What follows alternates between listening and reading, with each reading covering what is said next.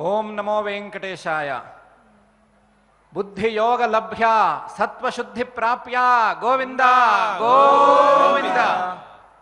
तिरुमल तिरुपति देवस्थानं वारु लोकक्षेमार्थमై श्री वेंकटेश्वर भक्ति ఛానల్ ద్వారా ప్రసారం చేస్తున్నటువంటి శ్రీమద్ భగవద్గీత శ్రీ గీతామృతం యొక్క అధ్యయన కార్యక్రమాన్ని ప్రారంభించడం కోసం మనమందరం ఈ నాద నీరాజన వేదిక మీద సమావేశమై ఉన్నాం.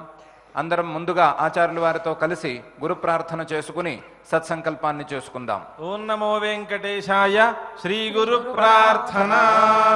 గురుర్ బ్రహ్మ గురుర్ విష్ణు గురుర్దేవో మహేశ్వరః గురుః సాక్షాత్ పరం బ్రహ్మ తస్మై శ్రీ గురవే నమః. శ్రీనివాస ప్రార్థనా.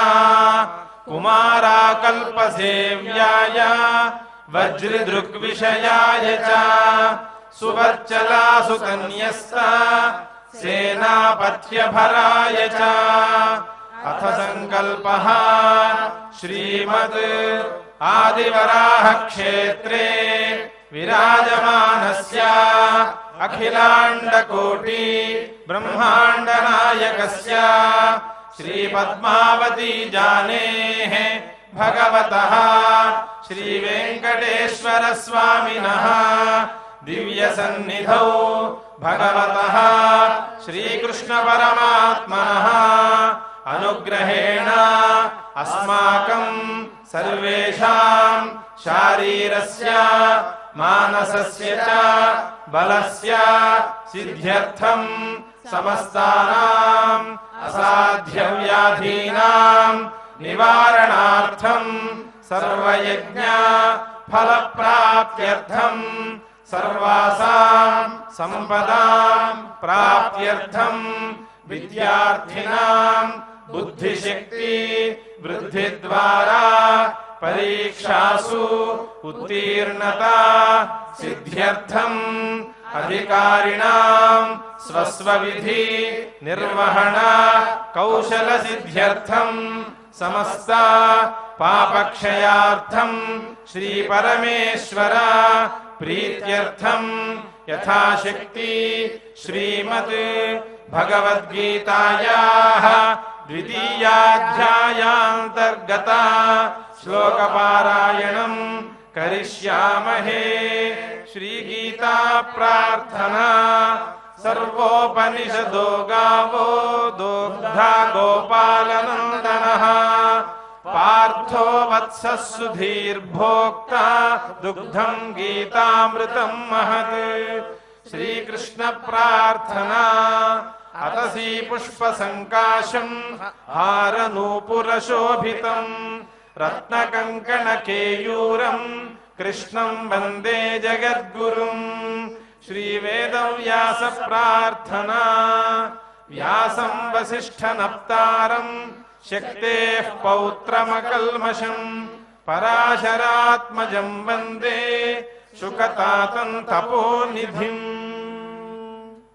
శ్రీ గురుభ్యో నమః.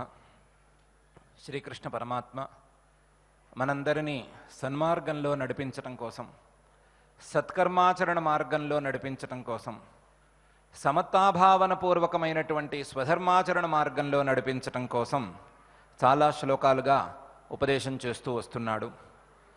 ఆ సత్కర్మాచరణకు, ఆ స్వధర్మాచరణకు ఫలంగా అత్యుత్తమమైనటువంటి పరబ్రహ్మ ప్రాప్తి, పరమాత్మ తత్వజ్ఞానం ఫలితం కలుగుతుంది అని చెప్పాడు.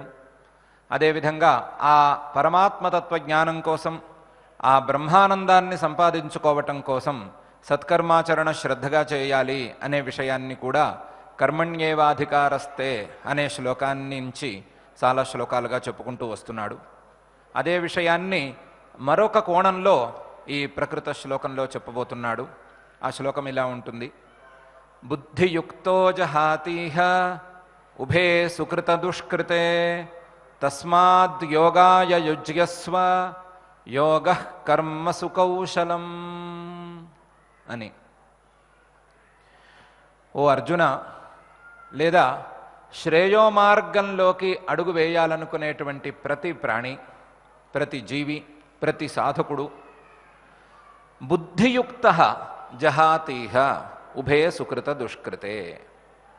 నేను ఇంతవరకు చెప్పినటువంటి సమతాభావన, సమత్వ బుద్ధి, సిద్ధ్యో సమోభూత్వా అని చెప్పినటువంటి సమత్వ బుద్ధి, సుఖదుఃఖే సమయకృత్వా లాభాలాభౌ జయాజయౌ అనే శ్లోకంలో చెప్పినటువంటి సమత్వ బుద్ధి, ఆ సమత్వ బుద్ధితో కూడి ఉన్నటువంటి వాడు, ఆ సమతాభావనతో సత్కర్మాచరణ చేసేటువంటి వాడు, క్రమంగా తన మనస్సుని శుద్ధం చేసుకుని తత్వజ్ఞానాన్ని సంపాదించుకుని ఉభే సుకృత దుష్కృతే జహాతి, తన పుణ్యపాపాలన్నిటినీ పోగొట్టుకోగలుగుతాడు, తనకు ఉండేటువంటి కర్మబంధాలన్నిటినీ పోగొట్టుకోగలుగుతాడు. బుద్ధియుక్త జహాతి ఇహ ఉభే సుకృత దుష్కృతే. అందువల్ల తస్మాత్ యోగాయ యుజ్యస్వ, అటువంటి బుద్ధియోగం కోసం నీవు నీ ప్రయత్నాన్ని ప్రారంభం చెయ్యి. ఆ బుద్ధియోగం అనేది సమతాభావన పూర్వకమైనటువంటి సత్కర్మాచరణ. సిద్ధికి కార్యసిద్ధి కలక్కపోవటానికి మధ్య సమతాభావన, సుఖదుఖాలకి సమతాభావన, లాభ నష్టాలకు సమతాభావన, జయాపజయాలకు సమత్వ బుద్ధి. ఇటువంటి బుద్ధియోగం కోసం నీవు నీ ప్రయత్నాన్ని ప్రారంభించు. ఇటువంటి బుద్ధియోగం కోసం మానసికమైనటువంటి ప్రయత్నాన్ని ప్రారంభించు. ఇటువంటి బుద్ధియోగంతో సత్కర్మాచరణ చేసేటువంటి శారీరక ప్రయత్నాన్ని, మానసిక వాచిక ప్రయత్నాన్ని నీవు ప్రారంభించు. తస్మాత్ యోగాయ యుజ్యస్వ. ఎందుకు ఇంత యోగం గురించి, ఈ రకమైన సమతాభావన గురించి నేను చెప్తున్నాను అంటే, యోగ కర్మసు కౌశలం. సత్కర్మాచరణ లేదా ఏదో ఒక పని చేయటం అని ప్రతి ప్రాణికి అలవాటు ఉన్నమాటే. కానీ ఆ సత్కర్మాచరణకు కౌశలం అంటే కుశలభావం, ఒక సామర్థ్యం అనేది ఎప్పుడు వస్తుంది అంటే, దానికి యోగం జత చేరినప్పుడే వస్తుంది. ఈ సమత్వ బుద్ధి జత చేరినప్పుడే దానికి ఒక సామర్థ్యం వస్తుంది. కర్మసు యోగ కౌశలం. ఇటువంటి యోగయుక్తమైనటువంటి, సమతాభావన పూర్వకమైనటువంటి, సమర్థమైనటువంటి సత్కర్మాచరణను నువ్వు చెయ్యి అని పరమాత్మ ఈ శ్లోకంలో ఒక విధంగా ఉపదేశం చేస్తున్నాడు. మరొక విధంగా బుద్ధియుక్తో జహాతీహ ఉభే సుకృత దుష్కృతే. బుద్ధి అంటే పరమాత్మ తత్వజ్ఞానాన్ని కూడా మనం తీసుకోవచ్చు. అటువంటి సద్బుద్ధి కలిగినటువంటి వాడు, పరమాత్మ తత్వజ్ఞానాన్ని కలిగినటువంటి వాడు ఉభే సుకృత దుష్కృతే జహాతి, తన కర్మ బంధనాలన్నిటినీ పోగొట్టుకోగలుగుతున్నాడు. కాబట్టి ప్రతి జీవి, ప్రతి ప్రాణి తప్పకుండా తత్వజ్ఞానాన్ని సాధించవలసిందే. కానీ ఆ సాధించటానికి ఉన్నటువంటి మార్గం ఏమిటి అంటే, యోగాయ యుజ్యస్వ. ముందు చెప్పినటువంటి సమతాభావన పూర్వకమైనటువంటి సత్కర్మాచరణ మార్గంలోకి నీవు ప్రవేశించు. అలా ప్రవేశించినప్పుడు మాత్రమే ఆ తత్వజ్ఞానం కలుగుతుంది. మరొక రకంగా కలిగే అవకాశమే లేదు. వేరే దారి తత్వజ్ఞానానికి లేనే లేదు. తత్వజ్ఞానం కలగాలి అంటే మొదలు మనస్సు శుద్ధం అవ్వాలి. మనస్సు శుద్ధం అవ్వాలి అనంటే సత్కర్మాచరణ చేయాలి. ఆ సత్కర్మాచరణ పరమాత్మ చెప్పినటువంటి యోగ బుద్ధితో చేయాలి. ఇట్లా చేసినప్పుడు మాత్రమే నీకు ఆ తత్వజ్ఞానం కలుగుతుంది. దానివల్ల మాత్రమే కర్మబంధనాలు తొలగిపోతాయి. మరే దారి దీనికి లేదు. అందువలనే పరమాత్మ నిశ్చయంగా యోగ కర్మసు కౌశలం, కర్మలను, కర్మబంధనాలను పోగొట్టుకోవాలి అనంటే ఆ సామర్థ్యం ఈ బుద్ధియోగానికి మాత్రమే ఉన్నది. కర్మబంధనాలు తొలగిపోవాలి అనంటే ఈ బుద్ధియోగం దానికి సరి అయిన సాధనం అని పరమాత్మ మరొక విధంగా కూడా ఉపదేశం చేస్తున్నాడు. రెండు ఉపదేశాలను కలుపుకున్నట్లయితే తత్వజ్ఞానానికి, శ్రేయో మార్గానికి సరి అయిన దారి, మనం చేసేటువంటి సత్కర్మాచరణలలో ఏ రకమైన ఫలాపేక్ష లేకుండా ఉండటం, ఏ రకమైనటువంటి సుఖదుఖ భావన లేకపోవటం, ఏ రకమైన జయాపజయ కాంక్ష లేకపోవటం, ఆ సందేహాలు లేకపోవటం, ఆ యాంగ్జైటీ లేకపోవటం అనేది పరమాత్మ ఈ శ్లోకంలో ప్రత్యేకించి గుచ్చి గుచ్చి చెప్తున్నాడు. యోగ కర్మసు కౌశలం అనే మాట ద్వారా. ఈ యోగ కర్మసు కౌశలం అనే మాటని విడదీసి మన దేశంలోనే అత్యున్నతమైనటువంటి సర్వీస్, అత్యున్నతమైనటువంటి సేవలను అందించేటువంటి IAS, ఇండియన్ అడ్మినిస్ట్రేటివ్ సర్వీస్ వారు దీన్ని లోగోలో వాక్యం కింద పెట్టుకున్నారు. యోగ కర్మసు కౌశలం. చేసేటువంటి పనులలో కౌశలాన్ని, సామర్థ్యాన్ని చూపించటం అనేదే యోగం అనే అర్థంలో వారు ఉంచుకున్నారు. మనం ఇంతకుముందు అనుకున్నట్లుగా గీతలో, అమృతంలో ఉన్నటువంటి శ్లోకాలు విడదీసినా సరే మంచి అర్థాన్నే ఇస్తాయి. పరమాత్మ చెప్పుకుంటూ వస్తున్నటువంటి భావనతో కలుపుకుంటే మరింత మంచి అర్థాన్ని ఇస్తాయి. సత్కర్మాచరణను శ్రద్ధగా చేయటం, మనం చేసేటువంటి కర్మలలో కౌశలాన్ని, సామర్థ్యాన్ని ప్రదర్శించటం యోగం అనే అర్థం మంచి అర్థం. దానికంటే పైమెట్టులో ఉండేటువంటి అర్థాన్ని పరమాత్మ మరింత గుచ్చి ఏం చెప్తున్నాడు అంటే, నీ యొక్క కర్మలను పోగొట్టుకునేందుకు, నీ సత్కర్మాచరణకు సామర్థ్యాన్ని పెంచేందుకు సమతాభావన, సుఖదుఖాలయందు, లాభాలాభాలయందు, జయాపజయాలయందు అన్నిటిలోనూ సమతాభావన అనేది యోగం. ఆ యోగయుక్తంగా, ఆ యోగంతో కలిపినటువంటి సత్కర్మాచరణ చేయాలి. అలా చేసినప్పుడు మాత్రమే దానికి పరిపూర్ణమైనటువంటి ఫలితం సిద్ధిస్తుంది. లేకపోతే వచ్చేటువంటివి చిన్న చిన్న ఫలితాలు. ఏ సత్కర్మాచరణకైనా వచ్చేటువంటి చిన్న ఫలితం రాదు అని పరమాత్మ చెప్పటం లేదు. అంతకంటే గొప్ప ఫలితాన్ని ఈ కర్మల ద్వారా సాధించవచ్చు. సామాన్యంగా చేసేటువంటి పని వలన దొరికే లాభం కంటే ఆ పనిని మనం శ్రద్ధగా చేస్తే ఎక్కువ లాభం ఉంటుంది అని మనకు అనుభవంలో ఉన్నదే కదా. అలా శ్రద్ధతో, సమతాభావనతో, ఈశ్వరార్పణ బుద్ధితో, ఫలాపేక్ష లేకుండా చేసేటువంటి ఈ సత్కర్మాచరణ పరిపూర్ణమైన ఫలితాన్ని ఇస్తుంది అని పరమాత్మ మళ్ళీ మళ్ళీ చెప్తున్నాడు. ఈ సత్కర్మాచరణలో ప్రతి వ్యక్తి తన యొక్క మొదటి అడుగు వేయాలి అనే ఉద్దేశంతో.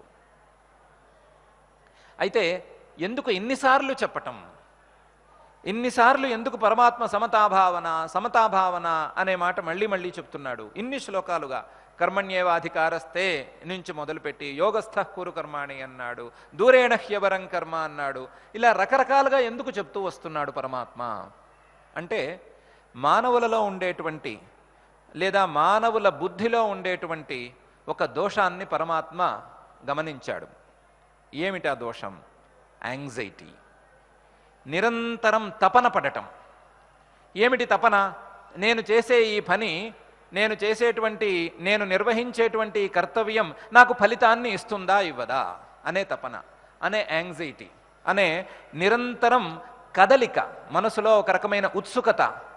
ఈ ఉత్సుకతతో మానవుడు చాలా పాడైపోతున్నాడు. ఈ రకమైన యాంగ్జైటీ కొంచెం ఎక్కువైతే రోగంగా కూడా పరిణమిస్తోంది. ఈ రోగాన్ని తగ్గించుకోమని పరమాత్మ సూచన చేస్తున్నాడు. యాంగ్జైటీ అనేది సామాన్యమైన రోగం కాదు.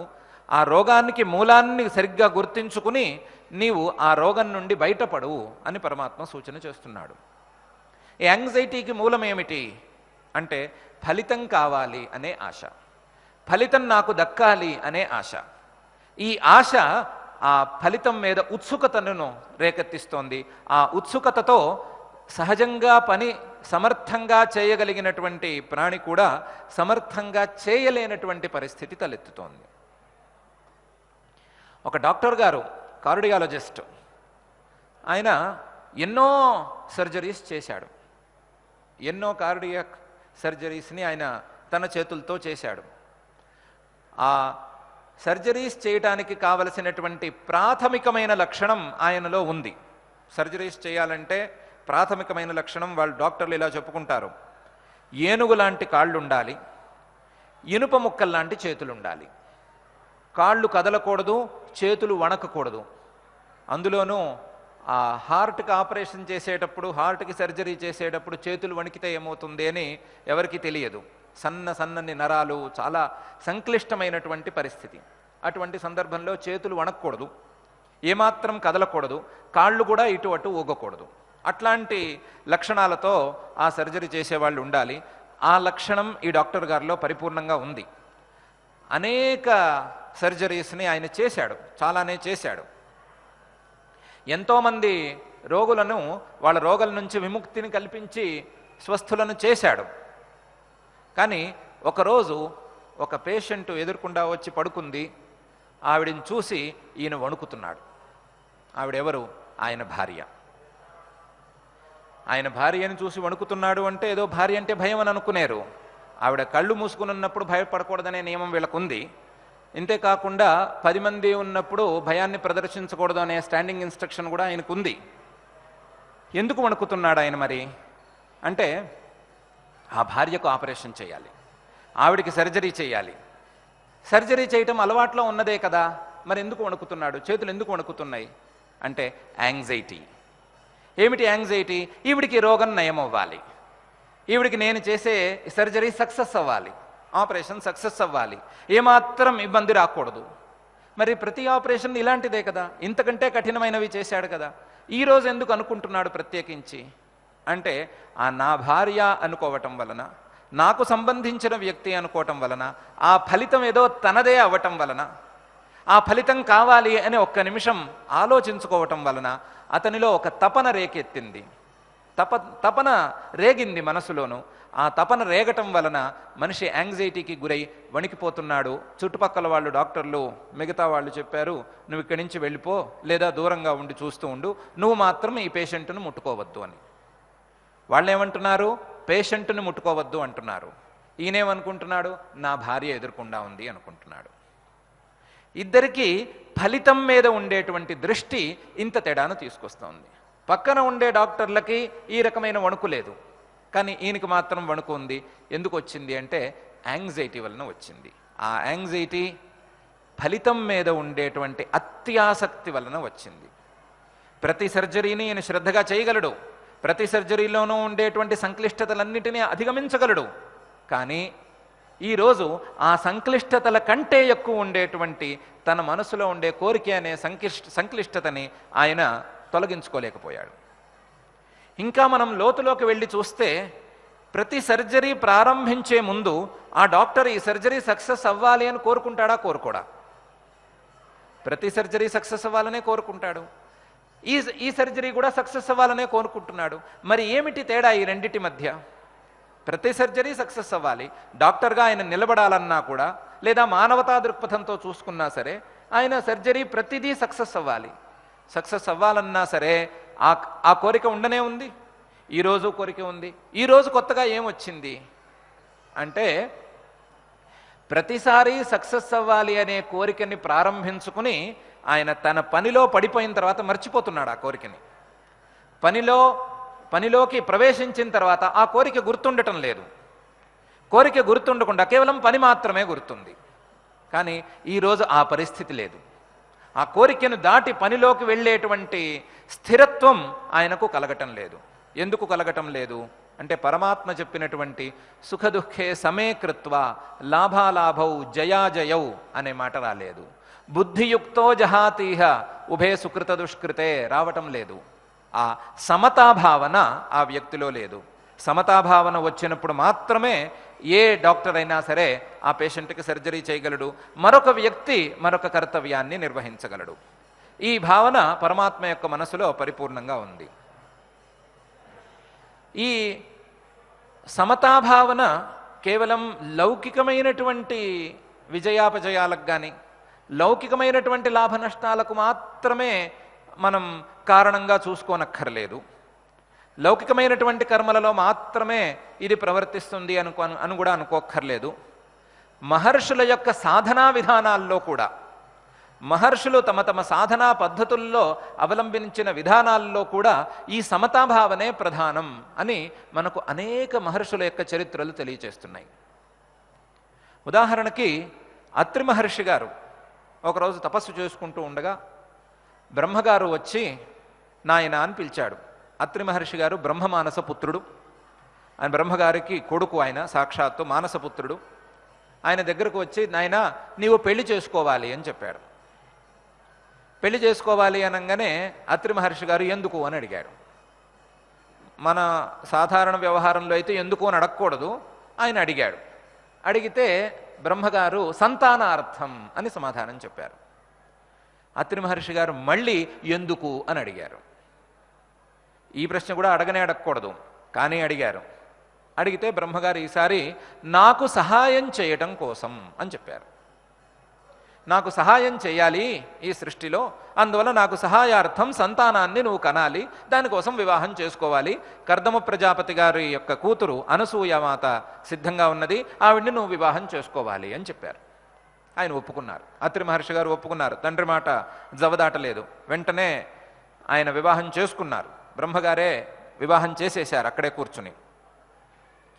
వివాహం అయిపోయిన తర్వాత అత్రి మహర్షి గారు కూర్చుని ఆలోచించారు. మా తండ్రి గారు నన్ను వివాహం చేసుకోమన్నారు. వివాహం చేసుకోవడానికి కారణం సంతానం అని చెప్పారు. మరి ఈ సంతానార్థం నేనేం చెయ్యాలి అంటే, నాకు తెలిసిన ఏకైక సాధనం తపస్సు కదా, తపస్సు చేసేయాలి అని తపస్సులో కూర్చున్నారు. ఆ తపస్సులో కూర్చునేటువంటి ప్రథమ క్షణంలో, ఆ తపస్సుకి ప్రారంభ క్షణంలో ఆయన మనసులో ఉండేటువంటి కోరిక, నా యొక్క తండ్రి గారు సృష్టిక్రియను చేస్తున్నారు, ఆయనకు సహాయపడటం కోసం నాకు సంతానం కావాలి. ఇది ఆయన యొక్క కోరిక. ఈ కోరికతో ఆయన తపస్సు ప్రారంభించారు. అత్రి మహర్షి గారు బ్రహ్మమానస పుత్రుడు, సామాన్యమైనటువంటి సాధకుడు కాదు ఆయన. ఆయన తపస్సు ప్రారంభించిన క్షణంలో ఈ కోరిక ఊడిపోయింది. ఎండుటాకు చెట్టు నుంచి ఎంత సులభంగా ఊడిపోతుందో అంత సులభంగా ఊడిపోయింది. ఆయన ఈ తపస్సును కూడా వేరే ఎవరిని ఉద్దేశించకుండా పరమాత్మని ఉద్దేశించే తపస్సు ప్రారంభించారు. పరమాత్మను ఉద్దేశించి ఏ రకమైన కోరికలు లేకుండా, ఏ రకమైనటువంటి ఫలాపేక్ష లేకుండా తపస్సు చేయటం ప్రారంభించారు. ఎన్నేళ్లు చేశారు, ఏ విధమైనటువంటి విధానాలతో చేశారు అనేది చాలా విస్తృతమైనటువంటి కథ. ఆ విధానాలు, ఆ విశేషాలు అవన్నీ చాలా పెద్ద కథ. ఒకరోజు పరమాత్మే ఈయన యొక్క తపస్సు పరిపాకానికి వచ్చింది అని ఆలోచించుకున్నాడు. ఆలోచించుకుని ఈయనకి ఫలితాన్ని ఇవ్వాలి. ఏ రకమైన ఫలితాన్ని ఇవ్వాలి అంటే, ఈయనకి మనసులో ఈ క్షణాన్ని కోరిక ఏమీ లేకపోయినా ఈయన ప్రారంభించుకున్న కోరిక ఏంటి, నా యొక్క తండ్రి గారికి సృష్టిలో సహాయం చేయాలి అని. కాబట్టి ఈ సహాయానికి, ఈ సృష్టిలో సహాయానికి నేనేం చెయ్యాలి అని పరమాత్మే ఆలోచించుకోవాల్సి వచ్చింది. ఇప్పుడు ఏ రకమైన ఫలితాన్ని ఇవ్వాలి అంటే, సృష్టికి సహాయం అంటే ఏమిటి అని పరమాత్మ ఆలోచించుకున్నాడు. సృష్టికి సహాయం అంటే ఏంటి, దీని యొక్క పాలన, దీని యొక్క పరిపాలనార్థం నేనే ఈయనకు పుత్రుడిగా వెళ్ళవలసిందే, ఇది తప్ప వేరే దారి లేదు, నేనే పుత్రుడిగా వెళ్ళవలసిందే అని అనుకుని ఆయన పరమాత్మ ఆయనకు అత్రి మహర్షికి ప్రత్యక్షమయ్యి, అయ్యా నీ తపస్సు ఫలించింది, నీకు పుత్రుడిగా నేను జన్మిస్తాను అని మాట ఇచ్చాడు. ఇంకా వేరే ఈయన కోరుకున్నదేం లేదు, ఆయనే మాట ఇచ్చాడు. సరే పుత్రుడిగా జన్మించడం అంటే రమ్మన్నాడు ఆయన. రమ్మంటావేమిటి, వచ్చేయి, పుత్రుడిగా జన్మిస్తానన్నావు కదా, వచ్చేయి అన్నాడు. సరే ఇంక చేసేది లేక ఆయన చిన్న పిల్లవాడుగా వచ్చేశాడు. ఆయన్ని దత్తాత్రేయుడు అని మనం అంటాము, దత్తుడు ఆయనకి పేరు. పరమాత్మ తనంతట తానుగా వచ్చి నేను నీకు పుత్రుడిని నేను ఇచ్చుకున్నాడు, అందువల్ల ఆయనకి దత్తుడు అని పేరు పెట్టారు. పరమాత్మను ఈయన కోరుకోలేదు, నువ్వు పుత్రుడిగా రా అనలేదు. అయ్యా నువ్వు ఏ కోరికతో ప్రారంభం చేశావో ఆ కోరికకి ఇదే ఫలితం, వేరే దారి లేదు, నేను నీకు పుత్రుడిగా రావలసిందే అని పరమాత్మ తనను తాను సమర్పించుకున్నాడు. అటువంటి విశిష్టమైనటువంటి తపస్సు అత్రి మహర్షి గారు చేశారు.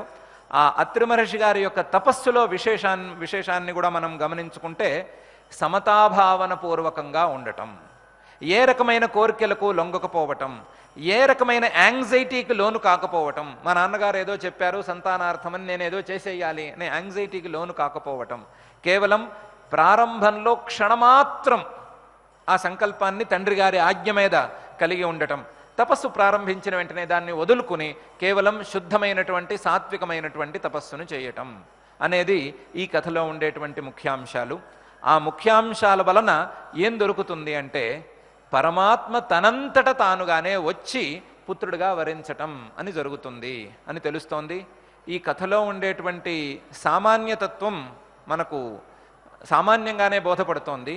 కానీ అసామాన్యమైనటువంటి ఉపనిషద్వాక్యం యొక్క వ్యాఖ్యానం ఈ కథ.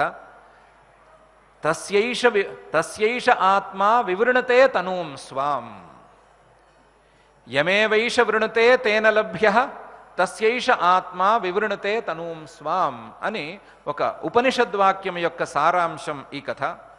పరమాత్మను గనక ఏ విధమైన కోరికలు లేకుండా, ఏ విధమైనటువంటి యాంగ్జైటీ లేకుండా, ఏ విధమైనటువంటి జయాపజయాల మీద అపేక్ష లేకుండా గనక మనం సాధన చేసుకోగలిగితే పరమాత్మ తనంతట తాను వలచి మన దగ్గరకు వస్తాడు. తస్యైష ఆత్మ వివృణుతే తనూం స్వాం, ఆ పరమాత్మ వచ్చి తన యొక్క స్వరూపాన్ని ప్రదర్శిస్తాడు అని ఆ ఉపనిషద్వాక్యం చెప్తోంది.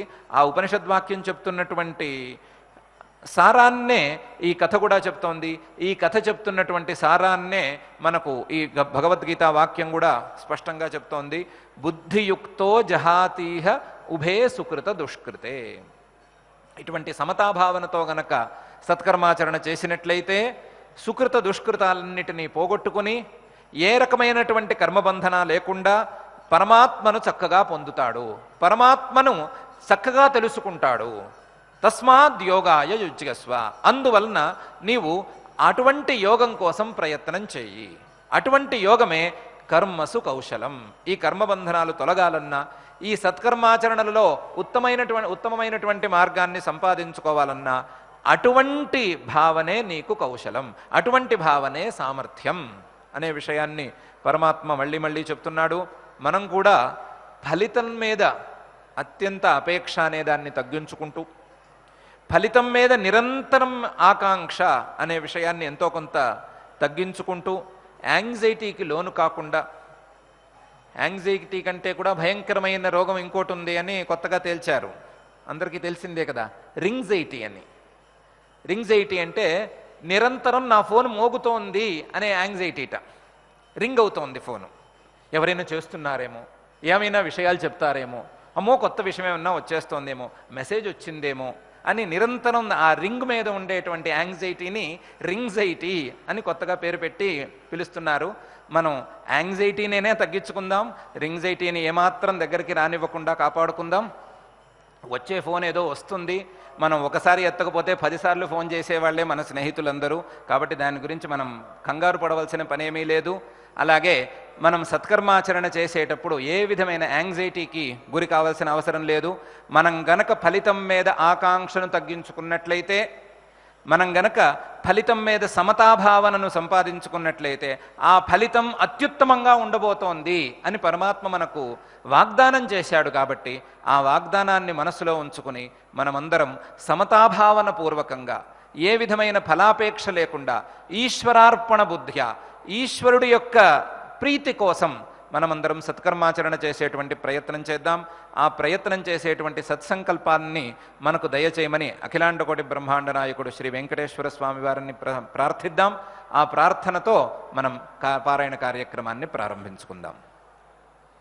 వరాహపురాణ అంతర్గతంగా శేషాచల మహాత్మ్యాన్ని మనం చెప్పుకుంటూ ఉన్నాం. నిన్నటి రోజు శేషాచలాన్ని ఆశ్రయించి వరాహకల్ప వృత్తాంతం జరిగినది, దాన్ని మాకు చెప్పు అని శౌనకాది మహర్షులు సూత మహర్షిని ప్రార్థించారు. అథ కథారంభ, ఆయన ప్రారంభం చేశాడు కథ. పురా సాగరై సర్వై ఏకీభూతే మహీతలే కల్పాదో భగవాన్ విష్ణు వటపత్ర సమాశ్రయ. సాగరములన్నీ మొత్తం చతుస్సాగర పర్యంతం గోబ్రాహ్మణేభ్య శుభం భవతు. అంటే 4 సాగరములు ఉన్నాయి. ఇవి ప్రస్తుతం వాటికున్న అవధిని దాటి లోపలికి ప్రవేశించటం లేదు. దానికి కారణం ఏమిటి అని, అవి ప్రవేశించడం అనేది జరిగితే, అంటే ఉత్పాతాదుల ద్వారా అదేదో ఒక లోపల ప్రవేశించి ఒక దోషముల చేత ఉత్పాతం రావడం, దానివల్ల మొత్తం లోకమంతా జలమయం అవ్వడం అనేది వేరే విషయం. స్వతసిద్ధంగా ఆ సముద్రములన్నీ ఒక అవధిలో ఉండి అవి లోపల భూమిలోకి ప్రవేశించకుండా ఉంటున్నాయి అంటే వాటికి ఆ డెడ్ లైన్ ఏర్పరిచింది ఎవరు?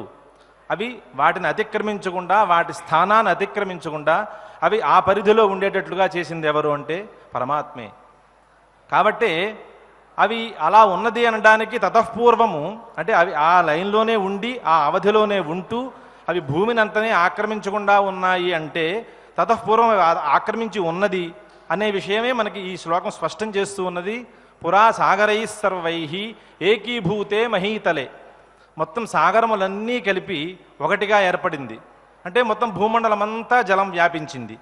అది ఎంతవరకు? లోకత్రయం, భూలోక భువర్లోక సువర్లోకములు, 3 లోకములు మొత్తం జలప్రళయమైంది. జలమంతా వ్యాపించి ఉన్నది. అప్పుడు పరమాత్మ వటపత్ర సమాశ్రయ, ఆయనకి ఆ జలంతో నిండినటువంటి ఆ లోకత్రయం మీద కూడా కాసేపు సేద తీరాలనిపించింది. ఆ సేద తీరడం ఎట్లా సేద తీరుతున్నాడు అంటే వటపత్ర సమాశ్రయ, ఒక చిన్న మర్రాకు వేసుకున్నాడు ఆయన. అంటే ఆయన పడుకోవడానికి ఆధారభూతమైనది ఒక వటపత్రం, ఒక మర్రి ఆకు. దాని మీద ఆయన సేద తీరుతూ ఉన్నాడు. అలా ఉండగా అటువంటి ఆశ్రయాన్ని పొంది మహర్లోకం సమాశ్రిత్య, మహర్లోకాన్ని ఆశ్రయించాడు ఆయన. అంటే మహర్లోకంలో భూలోక భువర్లోక సువర్లోక మహర్లోక జనోలోక తపోలోక సత్యలోకములు 7 లోకములు ఉన్నాయి. మనం మహర్లోకం అనేది 4వ లోకం. ఈ లోకాన్ని ఆశ్రయించి మహర్లోకం సమాశ్రిత్య స్థితం చ జల సంప్లవం విచింత్య యుగ సాహస్రం జలావస్థానయుతం. ఆయన ఈ మహర్లోకాన్ని ఆశ్రయించాడు. మహర్లోకంలో ఈ జలం లేదా అంటే మహర్లోకంలో ఈ జలం లేదు. అంటే మొత్తం 3 లోకాలని ఆశ్రయించి మాత్రమే జలం వ్యాపించి ఉన్నది. మహర్లోకంలో జలం వ్యాపించి లేదు.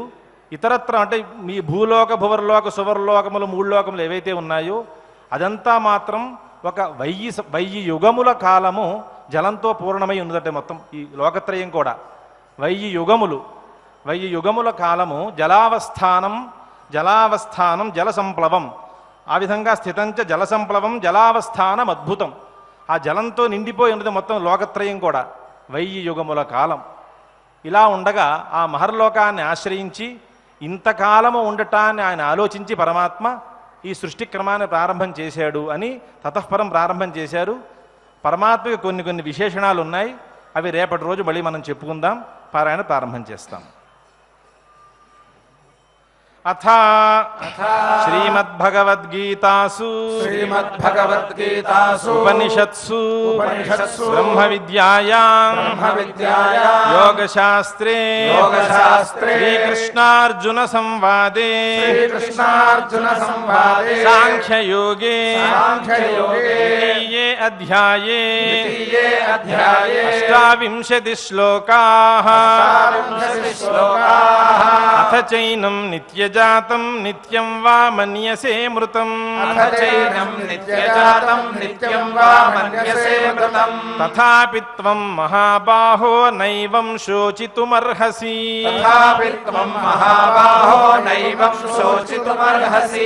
జాతస్య హి ధ్రువో మృత్యుః ధ్రువం జన్మ మృతస్య చ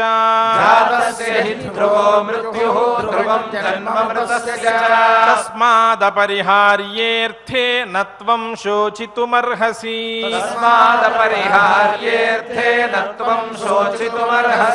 అవ్యక్తాదీని భూతాని వ్యక్తమధ్యాని భారత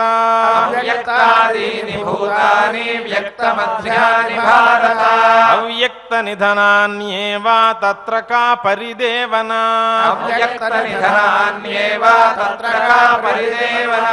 ఆశ్చర్యవత్ పశ్యతి కశ్చిదేనమాశ్చర్యవద్వదతి తథైవ చాన్యః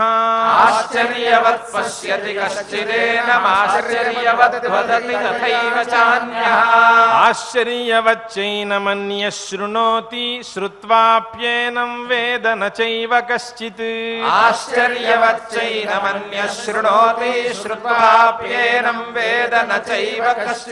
దేహి నిత్యమవధ్యోయం దేహే సర్వస్య భారత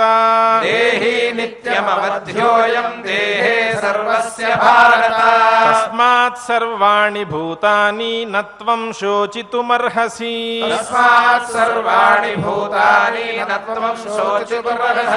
స్వధర్మమపి చావేక్ష్య న వికంపితుమర్హసి ధర్మ్యాద్ధియుద్ధాత్ శ్రేయోన్యద్ క్షత్రియస్య న విద్యతే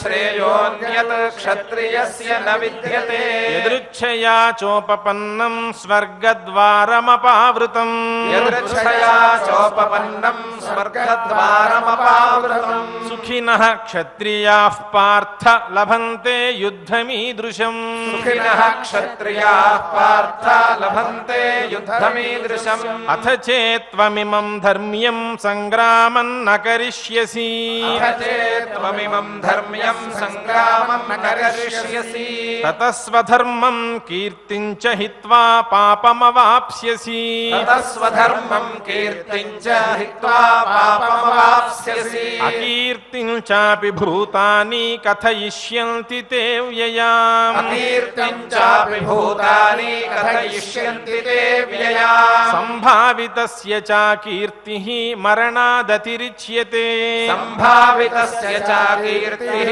मरणादतिरिच्यते भयाद्रणादुपरतं मंस्यन्ते त्वां महारथाः भयाद्रणादुपरतं मंस्यन्ते त्वां महारथाः येषां च त्वं बहुमतो भूत्वा यास्यसि लाघवम् येषां च त्वं बहुमतो भूत्वा यास्यसि लाघवम् अवाच्यवादांश्च बहून् वदिष्यन्ति तवाहिताः अवाच्यवादांश्च बहून् वदिष्यन्ति तवाहिताः निन्दन्तस्तव सामर्थ्यं ततो दुःखतरं नु किम् निन्दन्तस्तव सामर्थ्यं ततो दुःखतरं नु किम् हतो वा प्राप्स्यसि स्वर्गं जित्वा वा भोक्ष्यसे महीम् हतो वा प्राप्स्यसि स्वर्गं जित्वा वा भोक्ष्यसे महीम् तस्मादुत्तिष्ठ कौन्तेय युद्धाय कृतनिश्चयः तस्मादुत्तिष्ठ कौन्तेय युद्धाय कृतनिश्चयः सुखदुःखे समे कृत्वा लाभालाभौ जयाजयौ सुखदुःखे समे कृत्वा लाभालाभौ जयाजयौ ततो युद्धाय युज्यस्व नैवं पापमवाप्स्यसि ततो युद्धाय युज्यस्व नैवं पापमवाप्स्यसि एषा ते भिहिता साङ्ख्ये बुद्धिर्योगे त्विमां शृणु एषा ते विहिता साङ्ख्ये बुद्धिर्योगे त्विमां शृणु बुद्ध्या युक्तो यया पार्थ कर्मबन्धं प्रहास्यसि बुद्ध्या युक्तो यया पार्थ कर्मबन्धं प्रहास्यसि नेहाभिक्रमनाशोऽस्ति प्रत्यवायो न विद्यते नेहाभिक्रमनाशोऽस्ति प्रत्यवायो न विद्यते स्वल्पमप्यस्य धर्मस्य त्रायते महतो भयात् स्वल्पमप्यस्य धर्मस्य त्रायते महतो भयात् व्यवसायात्मिका बुद्धिः एकेह कुरु नन्दन व्यवसायात्मिका बुद्धिः एकेह कुरु नन्दन बहुशाखा ह्यनन्ताश्च बुद्धयो व्यवसायिनाम् बहुशाखा ह्यनन्ताश्च बुद्धयो व्यवसायिनाम् यामिमां पुष्पितां वाचं प्रवदन्त्यविपश्चितः यामिमां पुष्पितां वाचं प्रवदन्त्यविपश्चितः वेदवादरताः पार्थ नान्यदस्तीति वादिनः वेदवादरताः पार्थ नान्यदस्तीति वादिनः कामात्मानः स्वर्गपरा जन्म कर्मफलप्रदाम् कामात्मानः स्वर्गपरा जन्म कर्मफलप्रदाम् क्रियाविशेषबहुलां भोगैश्वर्यगतिं प्रति क्रियाविशेषबहुलां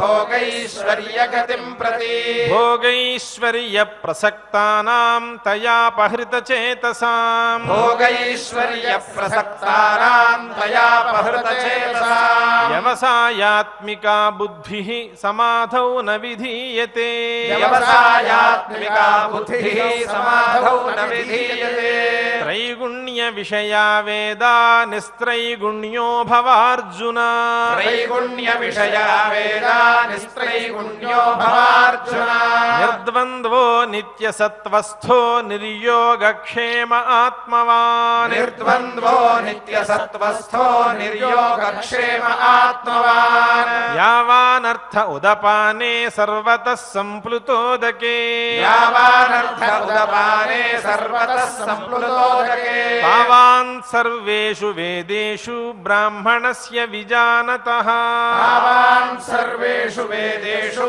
ब्राह्मणस्य विजानतः कर्मण्येवाधिकारस्ते मा फलेषु कदाचन कर्मण्येवाधिकारस्ते मा फलेषु कदाचन मा कर्मफलहेतुर्भूः मा ते सङ्गोऽस्त्वकर्मणि मा कर्मफलहेतुर्भूः मा ते सङ्गोऽस्त्वकर्मणि योगस्थः कुरु कर्माणि सङ्गं त्यक्त्वा धनञ्जय योगस्थः कुरु कर्माणि सङ्गं त्यक्त्वा धनञ्जय सिद्ध्यसिद्ध्योः समो भूत्वा समत्वं योग उच्यते सिद्ध्यसिद्ध्योः समो भूत्वा समत्वं योग उच्यते दूरेण ह्यवरं कर्म बुद्धियोगात् धनञ्जय दूरेण ह्यवरं कर्म बुद्धियोगात् धनञ्जय बुद्धौ शरणमन्विच्छ कृपणाः फलहेतवः बुद्धौ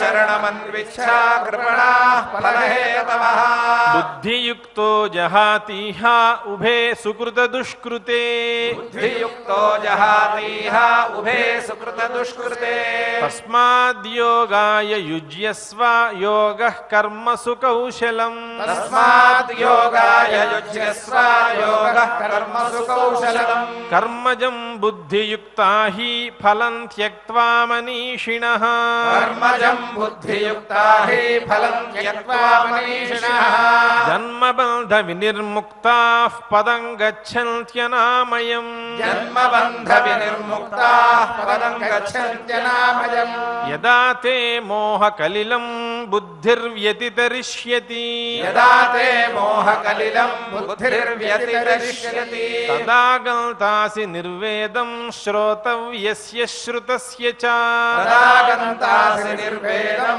श्रोतव्यस्य श्रुतस्य च श्रुतिविप्रतिपन्ना ते यदा स्थास्यति निश्चला श्रुतिविप्रतिपन्ना ते यदा स्थास्यति निश्चला समाधावचला बुद्धिः तदा योगमवाप्स्यसि समाधावचला बुद्धिः तदा योगमवाप्स्यसि इति श्रीमद्भगवद्गीतासु श्रीमद्भगवद्गीतासु उपनिषत्सु ब्रह्मविद्यायां योगशास्त्रे श्रीकृष्णार्जुन संवादे सांख्ययोगे द्वितीये अध्याये अष्टाविंशतिः श्लोकाः ఇంతవరకు ద్వితీయాధ్యాయంలో ఉండేటువంటి 28 శ్లోకాలను మధ్య భాగంగా మనం పారాయణం చేసుకున్నాం. ఇప్పుడు సంకీర్తన కార్యక్రమం చేసుకుందాం. తిరుమల తిరుపతి దేవస్థానం వారి అన్నమాచార్య ప్రాజెక్టుకి చెందినటువంటి సుదీర్ఘ అనుభవం కలిగిన కళాకారులు శ్రీమాన్ పారుపల్లి రంగనాథ్ గారు బృందంతో సహా ఇక్కడికి విచ్చేసి ఉన్నారు. వారితో కలిసి మనం ఆ సంకీర్తన కార్యక్రమం చేసుకుందాం. నామ సంకీర్తన కార్యక్రమాన్ని కూడా చేసుకుందాం.